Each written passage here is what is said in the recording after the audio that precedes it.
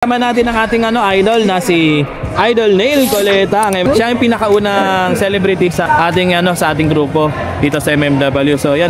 Tapos sa mga ka-MMW, let's go. Neil Coleta. First time kasi namin na magkaroon talaga ng celebrity dito sa MMW. Usually nakikita kanila sa TV. Yeah. Siyempre, ano yung pakiramdam or ano yung masasabi mo dito sa aming pamilya?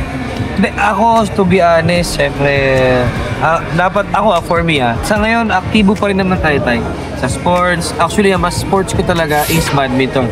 That's why pinatalo ko tayo. You know? UAP player ako before, bago mag-artista. Naglaro ako badminton from elementary to college. Hindi talaga basketball. Hindi ako marunong. Talagang si Daniel lang nagpursigi sa akin. Sabi niya, kasi nagkaroon kami tayo ng celebrity basketball.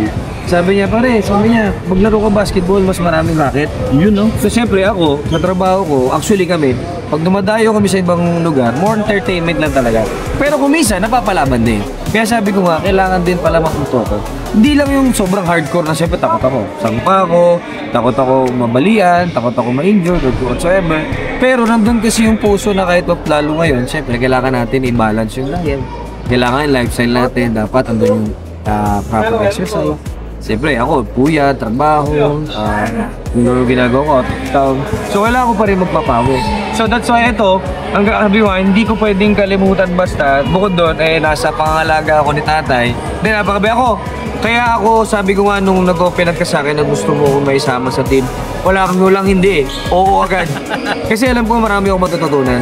Alam ko marami akong may experience at alam ko yung goal mo, yung baga kung ano yung gusto mo sa mga kabataan, lalo na sa mga bata na gustong matuto, sa mga nangangarap, na malay nyo soon, si tatay para mga Bobs, para mga The Third Floor ni Gerald Anderson. Ako may team din G-Channel, so more celebrity naman. Iba naman yung kay tatay, more vlog niya. Naghahanap siya ng mga aspirant na mga players na binibuild niya para mas malay nyo soon. Hindi natin masabi yung mga tinuturo ni tatay nasa UAP na, nasa NCAA na, mga players na. Actually ngayon, mga sikat na mga players sa Dasma yung mga nakakasama. Kaya ako, I'm so happy na maging part kasi kumbaga kahit pa nahahasa din ng pagkakatigod. Hindi lang yung sobrang hardcore kasi takot din naman talaga ako. Pero in a way, nagagamit ko rin siya sa may ibang liga, yung mga turo mo sa akin, yung mga position. Kasi to be honest, di talaga ako alam sa mga position. Pero kung badminton yan, alam ko lahat yan. Pero sa basketball, medyo hirap. Kaya nakangapa ako. Pero sabi ko nga, kailangan ipakita ko pa rin, hindi tayo artista. Kailangan dun yung puso natin na goal natin muna. Yun grabe naman yun. Napaka-solid. Idol, kung sakali po, pwede po ba kita maisama dun sa kwentong MMW? Oo naman! Yun grabe na. Hindi, magandang yun kasi nga, syempre, gusto natin ma-inspire din yung mga kabataan. Kasi ako, hindi naman ako pag-isip ko artista na. Hindi. Galing din ako sa simpleng tao, sa simpleng mamamayan na nangarap, naging atleta.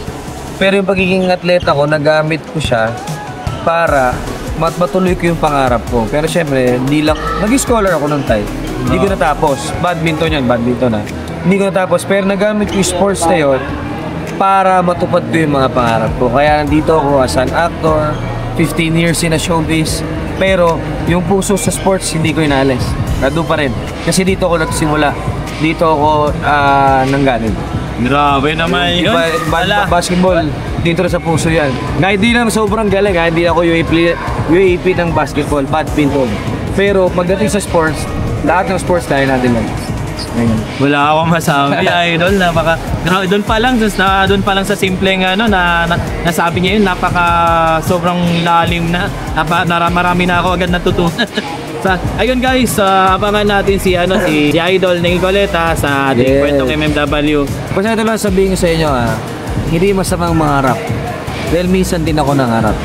Pero yung mangarap na yun, sabayan mo ng dasal, sabayan mo ng sipag at tiyaga, si Lord mabibigay sa'yo ang dapat na para sa'yo. Kasi kung wala kung puro antay ka lang ng biyaya, antay ka lang ng ganito, tapos wala ka namang gawa, parang sa basketball, di pwedeng papasok ka lang sa loob, wala kang, parang di mo naman din bibigay yung best mo, lalabas ka din.